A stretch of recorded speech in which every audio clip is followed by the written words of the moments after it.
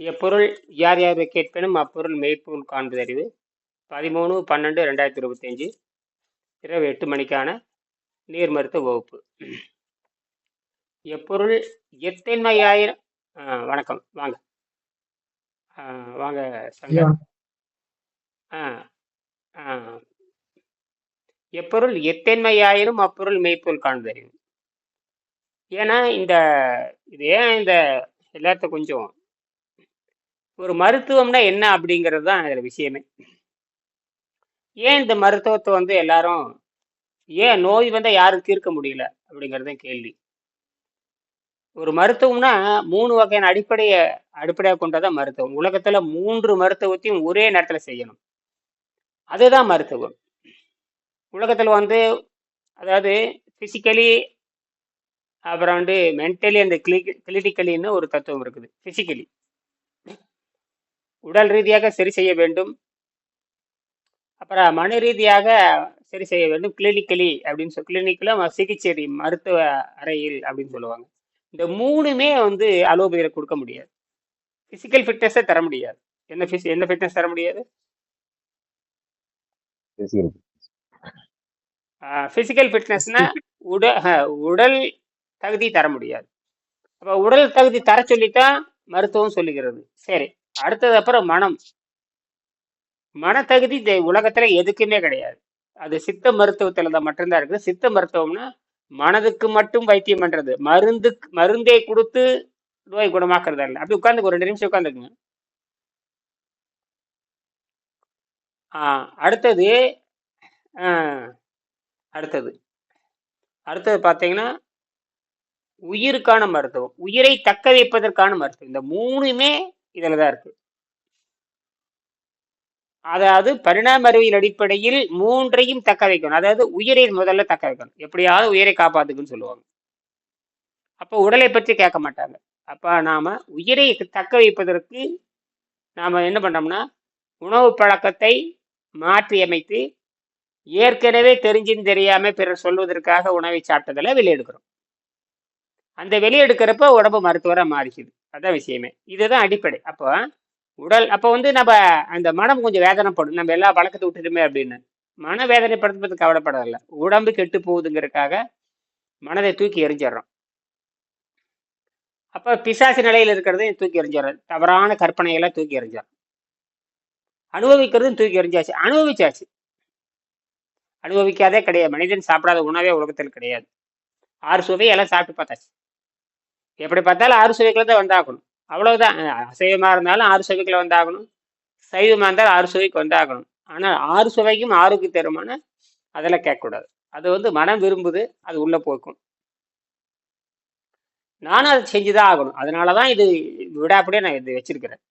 ஏன்னா இது விட்டா வேறு உலகத்துல மருத்துவம் கிடையாது. இது எப்ப வேணாலும் விடலாம், எப்ப வேணாலும் செய்யலாம். ஏன்னா ஆரம்பத்துல இதுக்கு நல்ல உணவு பழக்கங்கள் இருக்கும் பொழுது எந்த பிரச்சனையுமே இல்லை. நான் இயற்கை உணவுக்கு மாறி 20-30 வருஷத்துக்கு முன்னாடியோ விலங்கு பழங்களுக்கு மாறணும். அப்ப இந்த ஆற்றலில் வாழுகின்ற கலை எனக்கு தெரியாது. அதுக்கு பின்னாடிதான் ஆற்றலிலே வாழலாம், அதாவது உணவு இயற்கை ஆற்றல வாழலாம்ங்கிறத கண்டுபிடிக்கும். இது 25 வருஷம் ஆகிருக்குது. நான் ஒருத்தன் தான் பேசுறதுனால யாருக்கும் பரவாயில்ல. இதோ 1 லட்சம் பேர் படிச்சிருந்தாங்கன்னா தெரியும். இப்போ நிறைய பேர் வெளிநாடு போயிட்டு ஏதாவது படிச்சுட்டு வர்றாங்க. யாருக்கும் இந்தியாவில் மரியாதையே இருக்காது, யாருனாலும் இதை குணமாக்க முடியாது. இந்தியாவில் படிக்கணும் 2 கோடி வேணும், வெளிநாட்டில் படிக்கணும் 1/2 கோடி வேணும். இங்கே வந்தாலும் மரியாதை இருக்காது, யாருக்கும் வைத்தியம் பண்ண முடியாது. பாரு உண்ணாவிரதம் இருக்கிறாங்க, ஒன்றும் நடக்காது. யாருக்கு 10,000 கூட சம்பளம் தர மாட்டாங்க. போச்சா, 50 லட்சம் செலவு பண்ணிட்டு 10,000 கூட மதிக்கிறது இல்லை. இப்போ பசங்களாம் திருச்சி எடுத்துக்கிட்டு கூட இப்போதான் வீடியோவில் ஓடிட்டு இருக்கு. நாளைக்கு உண்ணா நோம்பு இருக்காங்க.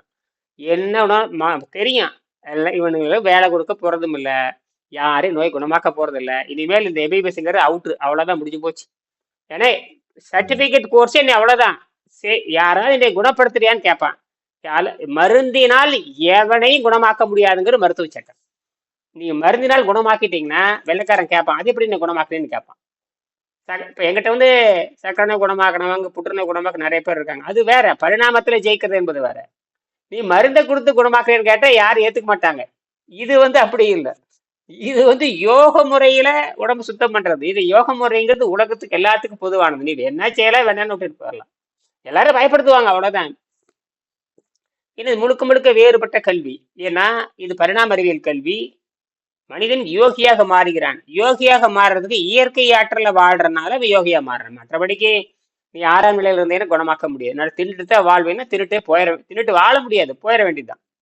அதனால இப்ப நானும் அப்படித்தான். அதனால இதை முடிஞ்ச அளவுக்கு நாம செய்ய வேண்டியதுதான். அதனால இது பயப்படுறதுக்கு ஒண்ணும் இல்லைங்கிறது ஏற்கனவே பல ஆயிரம் வீடியோ பேசியாச்சு. இந்த பயத்தை தாண்டி வரவங்களே தப்பிப்பாங்க. அதுவுமே கடுமையான ஓய்வு இருக்கணும். இந்த மாதிரி கிரானிக் டிசீஸ் எல்லாம் பாத்தீங்கன்னா கடுமையான ஓய்வு தான். அது நீங்க 12 மணி நேரம் தாக்கு பிடிச்சாவே நோய் நல்லாயிரும். அப்போ முடிக்கிறது. அப்புறம் நம்ம 24 மணி நேரம் தாக்கு பிடிக்கிறது, அப்புறம் நல்லாயிரும். இப்படி 36 மணி நேரம் தாக்கு பிடிக்கிறது, அவ்வளவுதான். 36 மணி நேரத்துல எல்லாமே வேலை செய்ய ஆரம்பிக்கும். 8 மணி நேரத்திலேயே 9 மணி நேரத்திலேயே எல்லா முதல் சிறுநீரகம் தான் வேலை செய்யணும் அவர் சொல்றாரு. சரி, முதல் சிறுநீரகம் தான் ஃபர்ஸ்ட் வேலை செய்யணும்னு சொல்றாரு. ஆச்சரியமா இருக்கு. எது முதல் வேலை செய்யும்? சிறுநீரகம் தான் வேலை செய்யும். இப்ப சிறுநீரகம்ங்கிறது உலகத்துல கொடிய நோய். அது கிரானிக் டிசீஸ்ன்னு சொல்லி உலகத்தை ஏமாத்திட்டு இருக்காங்க. அமெரிக்காவோட 150 பேருக்கு கிரானிக் டிசீஸ் இருக்கு. அது கிரானிக்னா வேற ஒன்றும் இல்லை. Chronic kidney disorder. அதாவது டயாலிசிஸ் கருவி வீட்டுல வாங்கி வச்சிருக்கிறேன் சிம்பிளா. அந்த அளவுக்கு மோசமான நிலையே உலகத்துக்கு போயாச்சு. சரிங்களா? இப்ப என்ன சொல்றா, ஒரே இந்த வார்த்தை சொல்லிட்டு அப்புறம் அதுக்கு நம்ம சுத்தத்துக்கு போகலாம். நாளைக்கு ஆனா உங்களுக்கு திக்கல புத்தகம் கிடைச்சிடும். சரிங்களா? புத்தகம் அனுப்பிச்சாச்சு உங்களுக்கு. இவர் என்ன சொல்றாருன்னா, இந்த தூய்மை செய்கிறப்போ, அதாவது தூய்மை, யார் சத்தங்க, யார் புதுசா ஒருத்தர் வந்திருக்க, யாருங்க நீங்க? யாருங்க? வணக்கம், நீங்க பேர் சொல்லுங்க. யார் சத்தம்?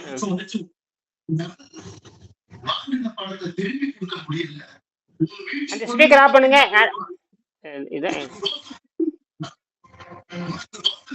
உங்க டிவி ஆன் பண்ணுங்க, டிவி ஆஃப் பண்ணுங்க, இல்ல வெளியே போயிருங்க. உங்க சத்தம் கேக்குது பின்னாட. வணக்கம், கண்ணாடி போட்டு யாரும் வந்திருக்காங்க, யாராவது நீங்க? உங்க சத்தம் கேக்குதுங்க. இந்த இது வகுப்பு நடந்துட்டு இருக்குது, எந்த சத்தம் இருக்கக்கூடாது. நீங்க நீங்கிருங்க, நீங்க வகுப்புல இருந்து. இது 20 நிமிஷம் வகுப்பு நடக்குது, ரெக்கார்ட் ஆயிட்டு இருக்குது.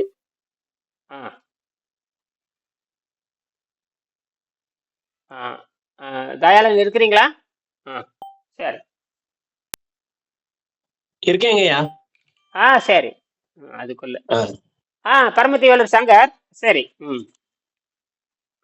ஐயா இருக்கிறேங்க ஐயா. சரி. as long as the waste in the circulation, எந்த அளவுக்கு ரத்தத்தில் இருக்கிற வேஸ்ட்ங்கிறது கழிவு, நீங்க சாப்பிட்ட கழிவு சொல்றப்ப அந்த லிஸ்ட்ல இருக்குது பாரு கழிவு, இதெல்லாம். அதாவது நீ சாப்பிட்டது 20, இப்ப நீங்க சாப்பிட்டது ஏதோ சாப்பிட்டுருக்கீங்க, ஆனால் ரத்தத்துல எத்தனை கழிவு காட்டுறது பாருங்க.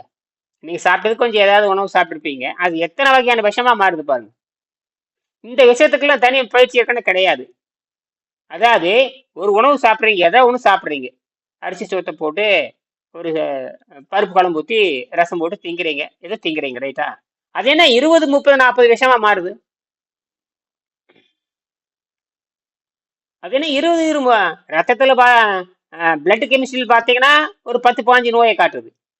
யூரின் கெமிஸ்ட்ரியில் பார்த்தீங்கன்னா ஒரு 10-15 டெஃபிஷியன்சி காட்டுது. ஐயா, நீங்க சாப்பிட்டது கொஞ்சம் சோறுமு எல்லாரும் திங்கிற மாதிரி இட்லி, தோசை, சட்னி, சாம்பார் தின்றுக்கிறீங்க, அதுக்குன்னு 50 பிரிவா காட்டுது. இது எப்போ ஏற்பட்ட கண்டுபிடிப்பாருங்க.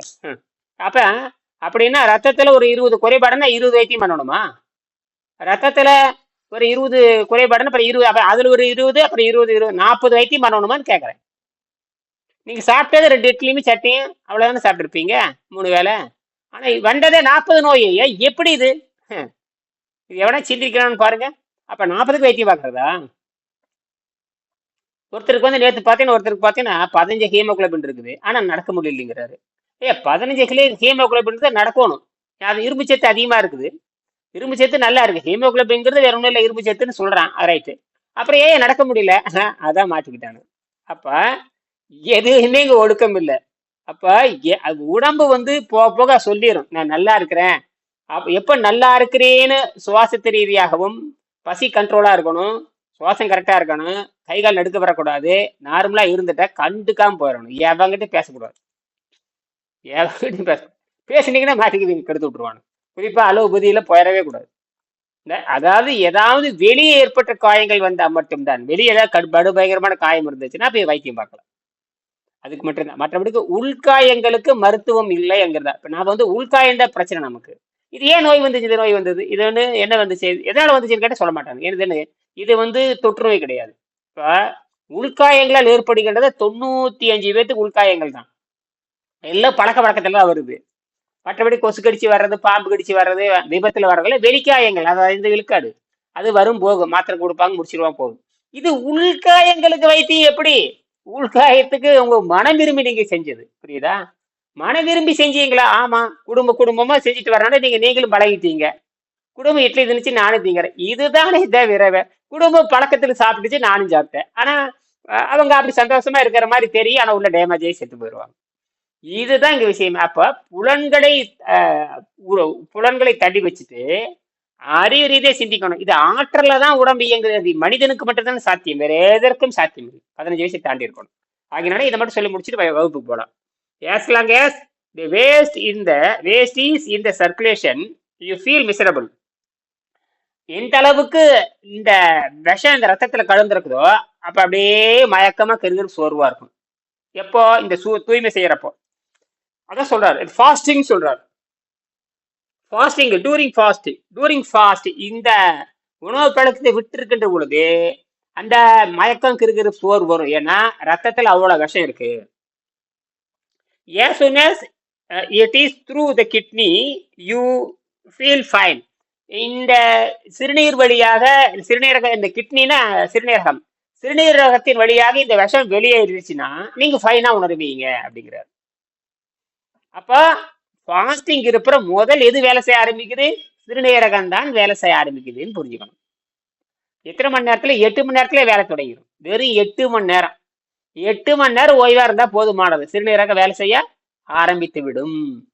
இது ரொம்ப சிம்பிள். இது சரி. அப்ப 8 மணி நேரம், 9 மணி நேரம், 10 மணி நேரம், அப்ப என்ன, இன்னைக்கு தண்ணி குடிச்சாலும் நல்லா ஆகாது. சில பேர் தண்ணி குடிச்ச சிறுநீரகம் சத்தியம் நல்லா ஆகாது. வாழ்ந்து கெடாதுக்கு முன்னாட எந்த நோயும் இல்லாத பொழுது நீ ஒரு 1/2 லிட்டர் 1/4 லிட்டர் ஒட்டுக்கா குடிச்சு ஒன்றும் பண்ணாது. இப்ப குடிச்சோம்னா மரணம் தான் வரும். ஏன்னா அங்க வந்து சிறுநீர் பிரிக்கிறக்கோ மற்ற எதை பிரிக்கிறக்கோ அங்க எதுவுமே இல்லை, எல்லாம் கெட்டு போச்சு. சவு மாதிரி அடைச்சிருக்கு, சவு மாதிரி.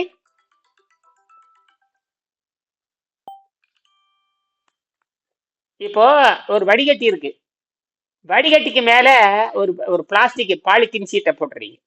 பாலித்தீன் சீட்டை போட்டீங்கன்னா அது கண்ணாடி மாதிரி தெரியும். மேல தண்ணி ஊத்துறீங்க, தண்ணி ஊத்துனா கீழே போகுமா? அதுதான்.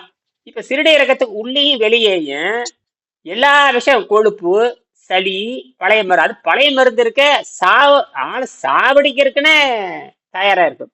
அதுவே கெட்டியே பிடிச்சி உட்காந்துக்க, எல்லா உறுப்புலையும் உட்காந்துக்க. அப்ப நீங்க தண்ணி குடிச்சீங்கன்னா எதிர்த்து ஆளை கொள்ளுமே தவிர அது பிரிக்கிறதுக்கு வழியே இல்லை. நீங்க அந்த வடிகட்டில மேல அடைச்சு தண்ணி ஊற்றினீங்கன்னா கடைசியில மேலதான் வரும். மேல எல்லா பக்கம் பரவி இருக்கிற உயிரும் போய் சேர்ந்துடும். இருக்கிற உயிரை அப்பவே சாவுதான், அப்பவே சந்தேகம் இல்லாம சாவுதான், தப்பிக்கவே முடியாது. ஒண்ணு இதை சுத்தப்படுத்தி நீண்ட காலம் வாழ்ந்து சமாதிக்கு போறதா அல்லது செத்து போறதா முடிவு பண்ணிக்கணும். அதனால எல்லாரும் கோடிக்கணக்கு செலவு பண்ணி செத்து போறதுக்கு தான் தயாராக்குறாங்க தவிர உணவு பழத்தை கொஞ்சம் மாத்தி அமைச்சிட்டு கொஞ்சம் வாழலாங்கிற செய்தி வந்து இப்பதான் கொஞ்சம் பரவிட்டு இருக்குது. 5 கோடி 10, அது என்னன்னு கேட்டீங்கன்னா லட்சக்கணக்கில் செலவு பண்ண தயாராகிறாங்க தவிர தன்னுடைய உணவு பழக்கத்தை மாத்தறதுக்கு ஒரு ரூபாயிலும் தயாராக இல்லை. அப்ப அவன் சாவுதான். பாருங்க, பணத்தையும் கொடுத்து செத்தும் போயிடுறான். அது பேசாம பணத்தை ரொம்ப குறைவா செலவு பண்ணி தப்பிச்சு போறது விட்டு போடுறது. தப்பிச்சு போடுற என்ன யாருக்குமே இல்லை. எப்படியாவது காப்பாற்றுவோம், சத்தியமா காப்பாற்ற முடியாது. ஏன்னா உடம்பு கெட்டு போயிட்டா எந்த உறுப்பையும் சரி பண்ண முடியாதுங்கிறது மருத்துவ சட்டம். ஆமாங்க ஐயா, அந்த குட்டி நோயில ஹார்ட் ஆபரேஷன் பண்ணிருக்குன்னு சொன்னாங்கல்ல எங்க ஐயா, இன்னைக்கு வந்து டாக்டர் ஒரு நியூஸ் சொல்லியிருக்காருங்க, உங்க நரம்பு மண்டலம் பூரா செயல்படுச்சு போயிரும். இன்னும் 2 3 நாள்ல போயிரும். எங்க இனிமேல் எங்கிட்ட வராதுன்னு சொல்லிட்டாங்க, அவ்வளவுதானே.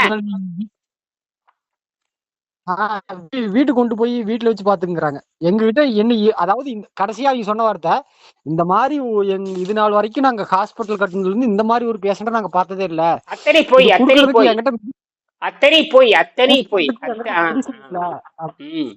சரி, அவன் சொல்றது அத்தனையும் போய், அவன் சொல்றது அத்தனையும் போய். என்னன்னு தெரியாத மாதிரி பேசிட்டு இருக்கிறான். இன்டர்நெட்ல நீ பாக்குறது இல்லையா? எத்தனை நோய், எத்தனை எத்தனை விசித்திரமான நோயை உலகம் பார்த்துக்கிட்டு இருக்குது. இவர் புதுசா கதை விடுறாரு. அட பரதேசி பயல, ஹார்ட் அட்டாக் வந்திருக்குது, அதுக்கு உடனே சட்னி சாம்பார் இட்லி தோசை கொடுத்து அவன் சாகாம என்ன பண்ணுவான்? முதல் உணவே அதை கொடுத்து அவனை சாகிச்சுட்டானுங்க. அப்ப இன்னும் 2 மணி நேரம் சொல்லப்பாங்க, நாடு நெருங்கி விட்டது. நாடு நெருங்கி விட்டுறது. எத்தனை கிட்டத்தட்ட ஒரு 30 லட்சம் காலி ஆயிடுச்சா? ஐயா 25க்கு பக்கமா ஆயிடுச்சுங்க ஐயா. கால் கோடி போயாச்சா? இன்னொரு 5-6 லட்சம் பிடிக்கிட்டு தான் விடுவான் நினைக்கிறேன். பணத்தை இப்ப இப்ப இப்ப வந்து இன்னும் 2-3 லட்சம் மிச்சமா இருந்தா வந்து எடுத்துட்டு போச்சுக்கிட்டார்ல, அவ்வளவுதான். அவன் பணமெல்லாம் போயாச்சு, அவ்வளவுதான். பணம் போயாச்சு, இவனு சேர்த்து போயிடுவான். ரொம்ப சந்தோஷம் தான். இது வந்து உலகத்துக்கு இப்போ கூட எங்க வீட்டுக்கு முன்னாடி இப்ப கூட ஒரு கிட்னி பேஷண்ட் பார்த்துட்டு போனேன். அது பார்த்தா கார்ல கூட்டிட்டு போறாங்க, கையில அந்த பேக்கை தூக்கிட்டு போகுது. அந்த அம்மாவை பார்த்தேன், எட கொடுமையா இருக்குது அப்படின்னு. நான் அதுக்கு முன்னாடியே ஒரு பெயர் பலகை நீர் மருத்துவம்னு போர்டு வச்சிருக்கிறேன். திரும்பி கூட பார்க்க மாட்டேன். அது என்ன நீர் மருத்துவம்? ஏன்னா யாருக்கும் புரியக்கூடாது இல்லையா? அதனால இயற்கையா, ஏன்னா இயற்கையாகவே அவனா தானா சிந்திச்சா மட்டும்தான். ஏன்னா இது அவனா முடிவெடுக்கிறது. நீங்க யார் சொல்லி முடிவெடுக்க கூடாது. ஃபைனல் போனா போச்சு, இது தப்பிச்சா தப்பிக்கலாம், நீ இவனதான் வடி அப்படிங்கிறது. நாம ஒரு பாதையை காட்டுறோம், இங்க வாங்க, இப்படி ஒண்ணு இருக்குது, பண செலவு கிடையாது, பெருசா பண செலவு கிடையாது, நீங்க இப்படி வாங்க. உங்க அதாவது நீங்க உங்களை ஒரு எம்பிபிஎஸ் டாக்டரோட புத்திசாலி ஆக்கி விடுறோம். நீ ஃபேமிலி டாக்டரே ஆயிக்கலாம், சொந்தத்துக்கு டாக்டர் ஆயிக்கலாம், உங்க ஊர்ல நீ டாக்டர் ஆயிரலாம். ஆமா, குறைஞ்சபட்சம் குடும்பத்துக்காக டாக்டரா மாறலாம், குடும்பத்துக்காக டாக்டரா மாறலாம். சரிங்க, சரி. இப்ப நம்ம குழுவுல போட்டுக்க இந்த சிறுநீரகத்தினோட செயல்பாட்டை பத்தி மறுபடியும் உங்களுக்கு அனுப்புறேன். 2-3 செய்தியில அனுப்பிச்சிருக்கான், எல்லாத்துக்கும் அனுப்பியிருக்கேன். அந்த உடம்பு அதெல்லாம் அதுல வந்து சாட்ஜிபி செயற்கை நுண்ணறிவுல போய் கொடுத்து அவன் என்ன சொல்றான்னு பார்த்து அதை அப்படியே தூக்கி போட்டிருக்கான். அவன் கொடுக்கறத பார்த்து தெளிவா கொடுப்பான், என்னென்ன அப்படின்னு, என்னென்ன நோயெல்லாம் அப்படி இருக்கு அப்படின்னு. நான் கொடுக்குற பயிற்சியினால அந்த செயற்கை நுண்ணறிவு தெளிவுபடுது, ஏன்னா என்னதான் கொடுக்க போறேங்கிறது.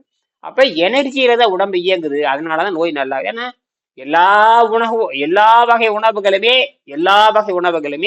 ஏதோ ஒரு வகையில் ரத்தத்தை கெடுக்கும். அப்படின்னா இந்த உணவுகளுக்கு ராசியை விட்டுறது தான். அதே நேரத்துல நல்லானதுக்கு அப்புறம் அனுபவிக்க நினைத்தால் எந்த ஒரு சைவ உணவு பழக்கத்தையும் பின்பற்றி அனுபவிச்சுட்டு மீண்டும் சுத்தத்துக்கு வந்துட்டீங்கன்னா நடுநிலை பெற்ற விடலாம். இப்ப எனக்கு வந்து ஒரு நாளைக்கு 1 தடவை 2 தடவை சிறுநீர் போற அதிசயம், மலம் போறது கொஞ்சமா தான் இருக்கும், அதுக்கு இது அதிசயம் தான்.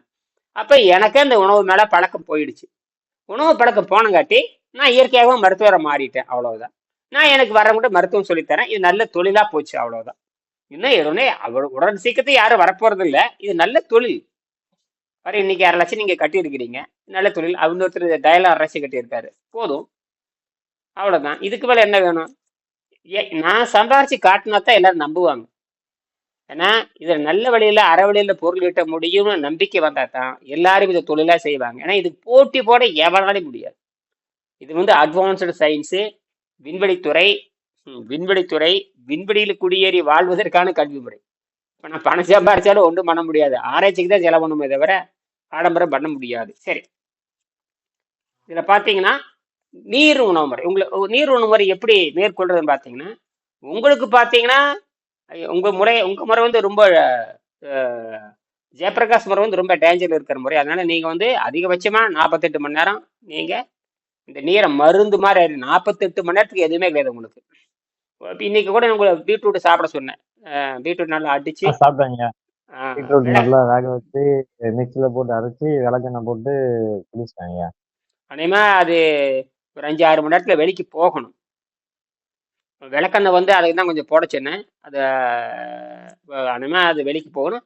ஏன்னா காலையில மாலையில் 2 தடவை அதை மலத்துவாரத்தை சுத்தம் பண்ணி விட்டுருங்க, புரியுதுங்களா? ஏன்னா உங்களுக்கு இந்த பயிற்சி பண்ண அது விஷம் போற வந்து நிற்கும், சிறுநீர் வந்து பிரிய ஆரம்பிச்சிடும்.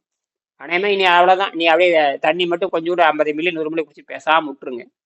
அதை அப்படியே அது இருக்கிற சகப்பு சேப்பா பிரியுதான்னு பார்ப்போம் இல்லையா? நாளை காலையில் சாயங்காலம் வரைக்கும் பாருங்க, பார்த்துட்டு நீரை மருந்துக்கு மேலே 300 ml 400 ml மேலே படிக்க விட்டு எந்திரிக்காதீங்க, அவ்வளோதான். எந்திரிச்சிங்க நடக்கக்கூடாது, 1 மாதத்துக்கு நீங்கள் நகரவே கூடாது. நகராமல் இருந்தீங்கன்னா தான் அது, ஏன்னா மயக்கம், கிருகிருப்பு, சோறு எல்லா ரகலையும் பண்ணும். திடீர்னு ப்ரெஷர் ஏறும், திடீர்னு மயக்கம் வரும், எல்லா ரகலையும் பண்ணும். ஒன்றும் பயப்பட தேவையில்லைன்னா அவன் வந்து எப்படி இருந்தாலும் 24 மணி நேரத்துக்கு ஒரு காலம் 31 அந்த விஷத்தை இறக்கி விட்டுறலாம், காய்கறி வச்சு இறக்கி விட்டு இதே மாதிரி பீட்ரூட்டே போட்டு விட்டுறலாம். கொஞ்சம் லேசான சுவை மட்டும். 48 மணி நேரம் இருந்திருக்கேன் ஐயா. நான் அப்புறம் என்ன என்ன இந்த மூஞ்சில வடியணும், இந்த மூஞ்சி வீக்கமே இருக்கக்கூடாது. இது எதனால வந்துச்சு? சரி, இது மீண்டும் இது சாதாரண உணவு போனங்காட்டி உடம்பு வீங்கிடுது. அதுதான் ஐயா. அதுல வந்து பசை ஏறிடும். என்ன ஏறிடும்? பசை ஏறிடும். அது பேரு சளின்னே பேரு. பசை ஏறிடும், சளி ஏறிடும். சளி ஏறிடுதுன்னா பிசு பிசு உண்டாயிரும். பிசு பிசு உண்டாச்சுன்னா எல்லா பிளாக் ஆயிரும். பிளாக் ஆகிறப்ப வீங்கிக்குது. காற்று வேற பூந்துக்கும், அதுல காத்தும் பூந்துருக்கு. ஏன்னா பிளாக் இல்லாம இருக்கிறது காற்று. இப்ப ரத்த ஓட்டு ஓடிட்டே இருந்ததுன்னா அமிலம் அங்க உற்பத்தி ஆகாது. ரத்த ஓட்டு ஓடிட்டு இருந்ததுன்னா காற்று அதிகமா இருக்கும். அப்போ அமிலம் உற்பத்தி ஆகாது, எல்லாம் நியூட்ரலா மாறிக்கும். எந்த அடப்பு சருன்னு போயிட்டே இருக்கு. ரத்தம் தேங்குச்சுனாவே கேஸும் உற்பத்தி ஆயிரும். என்னது? தேவையற்ற வாயு உற்பத்தி, எல்லா பக்கம் மண்டைகளுக்கு உற்பத்தி. ஐயோ, ரொம்ப மோசமான. சாதாரண வெளிக்கு போடுனா டர்ரு புருன்னு கீழே புடுங்குதே, உடம்பெங்கும் பிளாக் இருந்து என்ன அதனால நீங்கி இருக்கு. இது நாளைக்கே ஒரே நாள்ல வீக்கம் குறைஞ்சிடும். நீங்க அப்படி இருக்கிறப்ப ஒரே நாள்ல வீக்கம் குறையுமே. 48 மணி நேரம் பரவாயில்ல. ஆமாங்க, மென்டல் அவுட் ஆயிடுச்சுன்னா தற்கொலை எண்ணத்துக்கு கூட கூட்டிக்கொண்டு அது ஒன்றும் பண்ணாது. அது நாம எடுத்துக்கலாம். அது ஒன்றும் நாம வந்து சுத்தத்துக்கு வர்றப்ப தற்கொலை எண்ணம் போயிடும். இப்ப நீங்க இது வந்துட்டீங்க இல்லையா, இதுல வந்துட்டீங்கன்னா தைரியம் வந்துடும். ஏன்னா இது சுத்தப்படுத்துகின்ற பொழுது சுத்தப்படுத்துற இனிமேல் இது போதும்னு நினைச்சிட்டீங்கன்னாவே உள்ள இருக்கிற மரபணெல்லாம் மாறிக்கும். இப்ப மரபணுக்கு நீங்க விடுதலை கொடுக்கிறீங்க. மரபணு பெறும்போது பொது விஷயம் தான் பேசுறோம். நீங்க மரபணுல வந்து தவறான தகவல் கொடுத்தாச்சு. ஏன்னா தவறான தகவல் கொடுத்தங்காட்டி அது உங்களை நோயாளி மாதிரி வச்சிருக்குது. இப்ப என்ன பண்ண, சுத்தப்படுத்துகிறப்போ அது அடுத்த நாள் 8 மணி நேரத்துல ரிலீஸ் பண்ணிவிடும். உடனே எல்லாத்துக்கும் தகவல் போக ஆரம்பிக்கும். உடனே என்ன பண்ணும்னா எல்லா உறுப்புகளுமே தங்கிட்டு இருக்க விஷத்தை பூரா ரத்தத்துல கலக்கும். அது முதல் வேலை அதான் பண்ணும். தங்கிட்டு இருக்க ரத்தம் அது ஒரே வெளியே ரத்தத்துல கலக்கும். அந்த ரத்தத்துல கலந்தது வந்து நாக்கில தெரியும். இதுதாங்க அறிவியல். இதை புரிஞ்சுக்கணும். ரத்தத்துல கலந்துடுச்சு, நாக்கில வருது. ரத்தத்துல கலந்து சிறுநீர்ல போகுது, நாக்கில் வந்தது வந்து 8 மணி நேரத்துக்கு இறக்கி விடுறோம். இவ்வளவுதான், வேற ஒண்ணுமே இல்லை. நான் தண்ணீரை மருந்து மாதிரிதான் இருந்தோம், அதுக்கு மேல போகக்கூடாது. ஏன்னா உங்களுக்கு வந்து உங்களுக்கு எதுவுமே வேலை செய்யாதனால உங்களுக்கு அந்த கொஞ்சம் கொஞ்சம் கொஞ்சம் இறக்கி விடுற மாதிரி வேணும்னா எலுமிச்சை பழத்தை கொஞ்சம் புரிஞ்சுக்கலாம். எலுமிச்சை பழத்தை கொஞ்சம் ஒன்னா வெறும் தண்ணி போடுங்க, இல்லை எலுமிச்சை பழத்தை புளிச்சு விட்டுருங்க. எலுமிச்சை புளிச்சிட்டிங்கன்னா அந்த மஞ்சள் சீக்கிரம் மாறணும். 1 மாசத்துல நாக்குல மஞ்சள் இல்லாம ஒரு சாதாரண வெள்ளைக்கு வரணும். அப்புறம் வெள்ளை போய் ஒரு லேசான வெளிர் சிகப்பு, லேசான ரோசாப்பூ நிறத்துல வரணும். லேசா இருக்கணும். ரொம்ப ரத்த சகமா போகக்கூடாது, வெள்ளையும் போகக்கூடாது. லேசான ரோசாப்பூ நகர் வந்தது. வாயில நாற்றம் வரக்கூடாது, அவ்வளவுதான். வாயில நாட்டம் இல்லைனாவே அது உண்மையாலுமே டீகம்போசிங், உடம்பே டீகம்போஸா மாறி இருக்கும். அழுகி போனதான். அதாவது சக்கரை நோயாளிகளும் சிறுநீர் நோயாளிகளும் என்ன தெரியுமா அர்த்தம்? அதுக்கு பேரு தொற்று நோயாளிகள் அர்த்தம். எந்த எதிர்பார்ப்பும் உங்களுக்கு இருக்காது. என்னது? ரொம்ப கொடூர நோய்ங்க இது. ஆனால் இது வந்து யாருக்கு கொடூர நோய் தெரியுமா? அந்த புலன்களையும் பகுத்தறையும் தாண்டாதவனுக்கு தான், குறிப்பா வெள்ளைக்காரனுக்கு தான். அவன் நமக்கு வைத்தியம் பண்றான். அங்கதான் பெரிய பிரச்சனையே வருது. சரிங்களா? அதனால இப்ப எதை கேள்வி இருந்தா கேட்கலாம். இதான் விஷயமே. அதான் இன்டர்நெட் கனெக்ஷன் வாங்கிட்டு புதுசாக கனெக்ஷன் வாங்கினங்காட்டி இன்னைக்கு கொஞ்சம் வகுப்பு நீட்டிக்கலாம், எத்தனை வகுப்பு நடத்திக்கலாம். இன்னைக்கு தான் போட்டாங்க. இன்னைக்கு பிஎஸ்எல்ல கொடுத்துருக்குறேன். 2 நாள் கொஞ்சம் வகுப்பு கம்மியாக இருக்குது. இன்னைக்கு இது வந்து பார்த்தீங்கன்னா ஒரு நாளைக்கு 100 ஜிபின்னு கொடுத்துருக்குறான். பார்க்குறேன் 100 ஜிபி எத்தனை வகுப்பு? ஒரு 1000 வகுப்பு நடத்தலாம். அந்த அளவுக்கு வகுப்பு நடத்தலாம். சரி, இப்போ ஏதாவது சந்தேகம் இருந்து கேட்கலாம். சொல்லுங்க ஐயா. இது இப்போ ஒரு 2 நாளுங்கய்யா அடிவயிறு வந்து திடீர்னு சூடாயிருதுங்கய்யா. அப்படியா? சரி சரி. சூடாயி வயிற்ற கலக்கி விட்டுருங்க, மோஷன் போயிருதுங்கய்யா. சரி, உடையட்டும், போகட்டு. வெளிக்கு போனா சரி, வெளிக்கு போனா சளிசலியா தனித்தனியா போதான்னு பாருங்க. சளிசலியா போதான்னு பாருங்க. சளி நார் மாதிரி போயிருதுங்கய்யா. நார் மாதிரி போகுது. ரைட். அப்ப ரைட், வேலை செய்ய ஆரம்பிக்குது. இதை பதிவு பண்ணுங்க, உங்க நாட்குறிப்புல பதிவு பண்ணுங்க. அப்படி ஏதாவது சளி மாதிரி போற இருந்தா உடனே அது போட்டோ எடுத்து அனுப்புங்க எனக்கு. புரியுதா? சரிங்க. க்ளோஸ் அப்ல பக்கத்தால போய் போட்டோ எடுத்து நேரமா போதா, நாரா போதா, சளிசலியா போதா, மஞ்சளா போதா, புள்ளியா ரத்தமா போதா, எல்லாம் படம் எடுத்து அனுப்புங்க. இல்லைங்க, இப்ப என்ன சாப்பிடுறோமோ அது அப்படியே வந்துருதுங்க. அதையும் படம் எடுங்க. அது சளிசலியா இருக்கான்னு பாருங்க. அது எடுங்க, படம் எடுத்து அனுப்புங்க. சரிங்க. இதெல்லாம் பார்த்துட்டு எல்லாரும் பார்த்து மண்டையில ஏறிட்டு, எல்லாத்துக்கும் மண்டையில ஏறிட்டு. சரிங்க. சும்மா போட்டு விடுங்க. நான் போடுற பாரு, ஒரு என்னுடைய மாணவருக்கு உள்ள வயிறு சுத்தமாகுது, நான் போட்டு விடுறேன். அதே நான் மூஞ்சி தெரியல, மொக்கர தெரியாது, ஒண்ணும் தெரியாது. என்னது?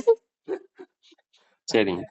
அது மரத்தை வந்து படம் எடுக்கல என்ன தெரியும் இப்ப யார் மரத்தை படம் எடுத்தா யாருன்னே தெரியாது. இந்த மாதிரி ஒரு நோய இந்த மாதிரி என் மாணவர் குடம் சுத்தம் பண்றாருன்னு நான் போட்டுருவேன், அவ்வளவு. அது யாருன்னு தெரியாது, யாருக்கு என்னன்னே தெரியாது.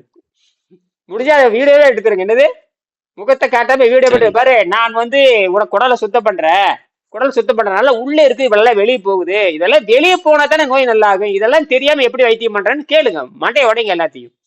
எல்லாத்துக்கும் செயற்படி. சரிங்க. எல்லா மருத்துவ நான் இந்த மாதிரி மருத்துவத்துக்கு போயிருக்கேன், இப்படி குடலை சுத்தம் பண்ற சொல்றாங்க, 6 மாசத்துக்கு குடலை சுத்தம் பண்ண சொல்றாங்க. இப்படி சுத்தம் போறது நான் வாழ்க்கையில நினைக்க முடியாதுல, இவ்வளவு வயிற்றுல இருக்குமா, என்னையா கொடுமையா இருக்குது, என்னென்னமோ போகுது, நார் நாரா போகுது, மஞ்சள் மஞ்சள், இதுல எங்க இருந்து வருதுயா, இதெல்லாம் எடுக்கிறது தெரியாதா, இதெல்லாம் தெரியாம எப்படி வைத்தியம் பண்றீங்கன்னு போடுங்க எல்லாத்துக்கும். இந்த விளையாட்டு சரிங்க. இல்லை, அப்படி இருந்தா தான் புரியும். புரியுதா? இப்ப சுந்தர் கூட பொறியாளர் சுந்தர கூட கால் கொஞ்சம் வீக்கமா இருந்தது அப்படின்னா ஒன்றும் படாதீங்கன்னு. இப்ப அதெல்லாம் ரெடி ஆயிட்டு இருக்குது. எண்ணெய் வாங்கி பூசினாராம, என்ன பூசுங்க ஒன்றும் பரவாயில்ல, அது வெளியே பூசுறதுனால எந்த ஒரு நன்மையும் இல்லை, உள்ள இருந்து குணமாயிட்டு வருது, இப்ப எல்லாம் வத்திக்கிட்டு வருது அப்படின்னு. வத்த வத்த பாருங்க, அவர் எப்போ சக்கரை நோய் எப்போ நல்லாயிருச்சு, ஆனால் ஏற்றுக்கொண்ட பழைய மருந்து இப்ப வெளியேறுது. என்னது, நோய் நல்லா போச்சு, ஆனால் இந்த நீர்ப்பயிற்சி பண்ண என்னங்க, உள்ளே பல ஆண்டுகளுக்கு முன்னாடி செலுத்தப்பட்ட ஆன்டிபாடி, ஆன்டிசெப்டிக், ஆன்டிவைரஸ், கடுமையான ரசாயனங்கள் இப்ப வெளியேறுது. அதான் சொன்னேன். அப்ப வெளியேறுதா, வெளியேறுது, ரைட், அவ்வளவுதான். அப்படின்னா இதுல என்ன ஆச்சரியம் கேட்டீங்கன்னா, ஒரு மனிதனை டக்குன்னு தூக்கி காப்பாத்தி விட்டுட்டு அப்புறம் எவ்வளவு நாள் நீர்ப்பயிற்சி பண்றையோ அதுக்கப்புறம் தான் மெல்ல மெல்ல பழைய ரசாயனத்தை எடுக்க ஆரம்பிக்கும். இப்ப வந்து உன்னை காப்பாத்தி விட்டுரும், அதுக்கு பழைய தப்பெல்லாம் வெளியே எடுக்க ஆரம்பிக்கும். அது வந்து நம்மள வந்து பொறுமை சோதிக்குது. அந்த பழைய ரசாயனம் வெளியே போறதா நமக்கு அது ரொம்ப முக்கியமா. பழைய ரசாயனம்னா பழைய ஓல்டு வேஸ்ட், ஓல்டு பாய்சன் அர்த்தம். அதாவது நம்ம உடல் ஏற்றுக்கொண்ட விஷங்கள். உடம்புல ஏற்றுக்கொண்ட விஷயங்கள் எப்படி, ஆன்டிபாடி, ஆன்டிசெப்டிக், ஆன்டிவைரஸ், ஸ்டீராய்டு, மற்ற எத்தனையோ இருக்கு இல்லையா, அதெல்லாம் உள்ள செலுத்தி இருக்கணும் இல்லையா, அதெல்லாம் வெளியே எடுக்கிறது யாரு, அதை வந்து வெளியே எடுக்கணும். அப்படின்னா ஒரே நேரத்துல பழைய பழைய மெடிசன் எடுக்கணும், அப்புறம் ஜீரணிக்காத மாவை வெளியெடுக்கணும். என்ன ஜீரணிக்காத மாவு, நாக்கு நித்தம் வெள்ளை வெள்ளையா வருது பாருங்க, அந்த ஜீரணிக்காத மாவு கார்போஹைட்ரேட், அதை வெளியே ஸ்டார்ச் வெளியெடுக்கணும். அதுக்கப்புறம் அந்த ஸ்டார்ச் என்ன ஆயிருக்கு தெரியுமா, கொழுப்பா மாதிரி உள்ள படிஞ்சிருக்கு, அதை வெளியெடுக்கணும். அப்புறம் எக்ஸெட்ரா இதெல்லாம் வெளியெடுக்கணும். இப்படி வெளியே எடுக்கத்தான் அது சரியா. சரிங்களா? சரி சரி, நீருணவு முறையை பத்தி பொதுவா சொல்லி முடிச்சிடுறேன். எல்லாத்துக்கும் வகைகள் மாறும், அது மட்டும் நீங்க இருக்கிறனால சும்மா ஒரு அறிமுகத்துக்காக சொல்றேன். எந்த நோயாளியும் இது பின்பற்றலாம். அதே இது நோயாளி அப்படிங்கிறது, நோயாளி மருத்துவத்தை கத்துக்கிறீங்க, அவ்வளவுதான். உங்களுக்கு நீங்க மருத்துவரா மாறிக்கிறீங்க, உடல் ரீதியா மருத்துவரா மாறிக்கிறீங்க, மன ரீதியா மருத்துவரா மாறிக்கிறீங்க, அப்புறம் இயற்கையோடு தொடர்பு வைக்கிற ஆன்ம மருத்துவராக நீ மாறிக்கொள்ளுகிறீர்கள். இதுதான் அர்த்தம். இதுதான் அர்த்தம், வேற ஒண்ணும் இல்லை.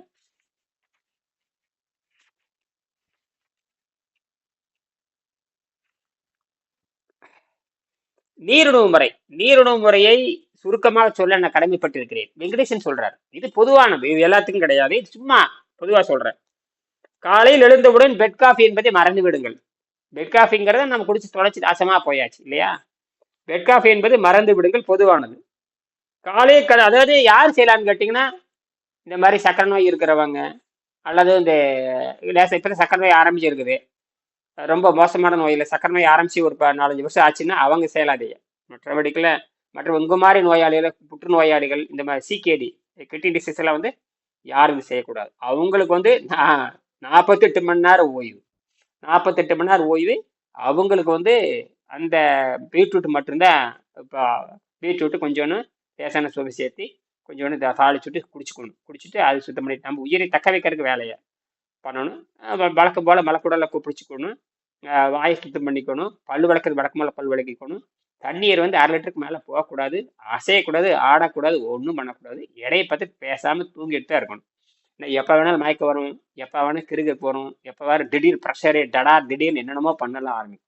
ஒன்றும் பயப்படக்கூடாது இல்லையா. சரி, அப்போ காலையில் எழுந்தவுடன் பெட் காஃபி என்பதை மறந்து விடுங்கள். காலை கடன்களை முடித்து விடுங்கள். சுத்தமான வடிகட்டி நீரை மட்டும் அருந்துங்கள்.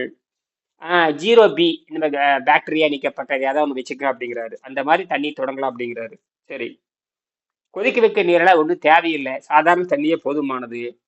சரி, நீங்களே அதை முதல் நாளே வந்து இந்த விஷம் போறது உணரலாம். நீங்க இந்த 8 மணி நேரம் 10 மணி நேரம் செய்யும் போது இதுல வேணா இது நல்லா நீங்க புரிஞ்சுக்கலாம்.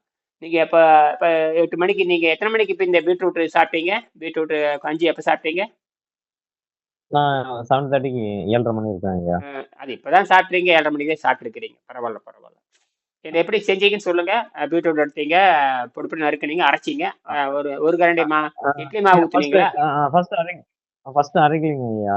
ம் ஃபர்ஸ்ட் வேக வச்சுட்டு குக்கர்ல வேக வச்சுட்டு அதுக்கப்புறம் தான் மிக்ஸில போட்டு அரைச்சிட்டு ம் இட்லி மாவு இல்ல சாதத்தை அப்படியே மிக்ஸிலே போட்டு அரைச்சி ம் கொஞ்சம் கொல கொலன்னு ஒரு 2 டம்ளர் ஒரு 200 ml இருக்கும். ம் அதுக்கு குடிச்சாச்சு. சரி. தாளிச்சு குடிச்சாச்சு. சரி. விளக்கணும். ஆமா. விளக்கெண்ணெய் ஒரு 2 ஸ்பூன் 3 ஸ்பூன் ஊற்றி இருப்பீங்களா? எத்தனை ஒரு 15 20 ml இருக்குமா? ஆ 2 ஸ்பூன். சரி பார்ப்போம், வேலைக்கு போதான்னு பார்ப்போம். சரியா? இல்லையா நாளைக்கு என்ன பண்ணலாம்னா ஆ கொஞ்சம் ஆனால் கடுமையான மலை மிளக்கி கொடுத்தோம்னு வச்சுங்க. கடுமையான மலை மிளக்கி கொடுத்தோம்னா அந்த 30 அடி நீள ம் குடல் அடிச்சுட்டு வெளியே வரணும். அதுல இருக்கிற அவ்வளோ விஷம் இருக்கு. புரியுதா? அதை ஒரு தடவை எடுத்து விடணும். கடுமையான மலை மிளக்கி கொடுத்து அது வெளியே எடுக்கணுங்கிறத விஷயமே. இப்ப நாம ஏன் இந்த உணவுடைய கொடுத்து பார்க்கலான்னு பார்க்குறேன். ஏன்னா நம்மளுக்கு விட்டது ஒன்றை விட்டு விளக்கெண்ணெய் தவிர எதுவுமே கிடையாது. விளக்கெண்ணெய் பீட்ரூட் நல்லா வேலை செய்யும், பார்ப்போம். ம் சரிங்க. ஆ நான் கொஞ்சம் பார்ப்போம். இல்லைன்னா அப்படின்னா ஒரு நாளைக்கு 12 மணி வரைக்கும் பார்ப்போம். இல்லைன்னா மறுபடியும் என்ன 12 மணி மதியானம் 12 மணிக்கு பார்ப்போம். மறுபடியும் என்ன பண்ணோம்னா வெளிக்கு போனால் பரவாயில்ல. இல்லைன்னா மறுபடியும் கொஞ்சோன்னு விளக்கெண்ணெய் நல்லா வச்சு மறுபடியும் கொஞ்சம் பீட்ரூட் வெங்காயம் போட்டு நல்லா வேக வச்சு அடிச்சு விட்டு கொஞ்சம் ஒரு கரண்டி மாவை போட்டு கொஞ்சம் விளக்கெண்ணெய் கொஞ்சம் போட்டு கொஞ்சம் போட்டு கொஞ்சம் கூடுதலாக போட்டு கொஞ்சம் குடிச்சு பார்ப்போம். 2 டம்ளர் குடிச்சு பார்ப்போம். அது சாயங்காலத்துக்குள்ள போயிடுச்சுன்னா ரொம்ப நல்லது. அதுக்கப்புறம் நம்ம வந்து பண்ணி பார்க்கலாம். பார்க்கல என்ன நடக்குதுன்னு பார்ப்போம். சரிங்களா? ம் சரிங்க. ம் வெளிக்கு போயிட்டா ஒன்றும் பிரச்சனை இல்லை. அந்த பீட்ரூட் வெளிக்கு போயிடணும். பீட்ரூட் வந்து சிகப்பா போச்சுன்னா கண்டுபிடிச்சிடலாம் நம்ம மலம் போயிருக்குது அப்படின்னு. அது போய்த்தான் தீரணும். ஏன்னா இருக்கல வேகமா பீட்ரூட் வந்து மலச்சிக்கல வெளியே பண்ணும். சரியா? சரி. அசைவ உணவை முடிஞ்ச அளவுக்கு தள்ளி வைத்து விடுங்கள். பாலும் அசைவ உணவு தான். பால் அசைவ உணவு தான். பால் சாப்பிடுறது நிறுத்தியவுடன் என்னுடைய மூட்டு வலி குணமாச்சுன்னு எழுதுறாரு வெங்கடேசன். பாலை நிறுத்தினுடைய மூட்டு வலி போச்சுங்கிற இவன் பாலக்குடின்னு சொல்லி அப்படியே ரகல. உலகத்துல பால் குடிச்சா மூட்டு வலி நல்லா ஆகும், மூட்டு வலிக்கு பால் நல்லதுன்னு யாருமே சொன்னதில்லை. பாலை குடிங்கிற பால் குடிச்சா அசிடிட்டிக்கு அது வந்து பால் வந்து சளி பண்டம்னு தெரிய மாட்டேங்குது யாருக்குமே. பால் வந்து உலகத்திலே ஒர்ஸ்ட் ஃபுட். அது வந்து லிக்விட் முக்கஸ். அதாவது லிக்விட் முக்கஸ்னா என்ன தெரியுமா? திரவச்சளின்னு பேரு. திரவச்சளியை போய் இந்த வாங்கிட்டு இருந்தா என்ன பண்றது? ஒன்றும் பண்ண முடியாது. ஏன்னா எடுத்துட்டு மோர் சாப்பிட்டாங்க, அதுவே சளி பிடிக்குதுங்க ஐயா. ஆமாம், அது நான் பட்ட பாடு. போனமா 2 மாசத்துக்கு முன்னாடி திடீர்னு எனக்கு 3 கிலோ எடை ஏறிடுது. வெறும் இல்லை அந்த மோர் கரைசல் அடிச்சதுக்கே 3 கிலோ ஏறி அப்புறம் மறுபடியும் நீர் பயிற்சிக்கு வந்து அந்த 3 கிலோ குறைச்சேன். அது பயங்கர மோசமானது. அப்படியே என்ன பண்ண அது என்ன பண்ணணும் தெரியுமா? அப்படி நீங்க மோர் குடிக்கணும்னா மோரை வந்து ஒரு 1/2 லிட்டர் மோர்ல 1 லிட்டர் தண்ணி 1.5 லிட்டர் தண்ணி கலக்கி 1 லிட்டர் 1 லிட்டர் தண்ணி கலக்கி அதுல வெங்காயம் பச்சை மிளகாய் போட்டு அரைச்சி உள்ளு ஊற்றி இரவு வச்சிடணும். இரவு 12 மணி கழிச்சதுக்கு அப்புறம் தெளிஞ்சு வருது பாருங்க. அந்த நீரை குடிச்சா கூட தப்பிக்கலாம் தவிர டைரக்ட் மோர் ஆகாது. டைரக்ட் மோர் ஆகாது. தண்ணி கலங்கி இருக்கணும். அது வெங்காயம் பச்சை மிளகாய் போட்டிருக்கணும். அது 12 மணி நேரம் இரவுல வச்சிடணும். அதில் புளிச்சு இருக்கிற கேஸ் எல்லாம் வெளியே போயிடணும். அந்த மீது பச்சையா லேசா தண்ணி நிற்கும். அந்த தண்ணி எடுத்து குடிச்சிங்கன்னா ஓரளவுக்கு தப்பிக்கலாம். அப்ப பெருங்குடல் ஓரளவுக்கு சுத்தமாக. பெருங்குடல் இருக்கிற அந்த கிருமி இருக்கு பாருங்க, அந்த ப்ரோபயாட்டிக்னு சொல்லுவாங்க. அதுதான் உண்மையான மனிதனை வாழ வைக்கக்கூடிய கிருமிகள். அதுக்கு அது கொஞ்சம் உதவி செய்யும். இப்ப சராசரி மனிதன் சாப்பிட்றது பூராமே அந்த பெருங்குடத்த ப்ரோபயாட்டிக் மனிதனை உயிரோட வைத்திருக்க அந்த ப்ரோபயாட்டிக் கொண்டு போடுதுங்கிறான். இப்ப இருக்கிற மருந்து மாத்திரை எல்லாமே காப்பி இட்லி எல்லாம் சேர்ந்து பெருங்குடல் இருக்கிற அந்த நுண்குயிர்கள் பூரா சாகடிச்சிடும். அது மட்டும் இல்ல, நரம்பு அணுக்கள் நிறைய இருக்குதுங்கிற. இந்த அணுக்கள் நரம்பு அணுக்கள். இதுல இப்ப என்ன கண்டுபிடிச்சிருக்கானுங்க? பெருங்குடல்ல மூளைக்கு தகுந்த மாதிரி நரம்பு அணுக்கள் அங்க நிறைய இருக்கு. 2வது மூளைன்னு சொல்றாங்க. அதாவது பெருங்குடல் என்பது இரண்டாவது second brain is the large bowel அப்படிங்கிறான். அப்படின்னு கண்டுபிடிச்சிருக்கானுங்க. எப்படின்னு கேட்டீங்கன்னா அங்க குடல் சுத்தமாகணுங்கிற. எப்படி சுத்தமாகும்? கீரை காய்கறி தண்ணீரை தவிர எது வச்சாலும் சுத்தமாகாது. புரியுதுங்களா? அதனால மீண்டும் இதை பத்தி மறுபடியும் பேசுவோம். நாளைக்கு சந்திப்போம். அந்த 3ஆம் பாடத்தை எல்லாரும் ஒரு நாளைக்கு படிப்போம். காலையில 4:30 மணி 5 மணிக்கு சந்திக்கலாம். சரியா? நன்றி, வணக்கம்.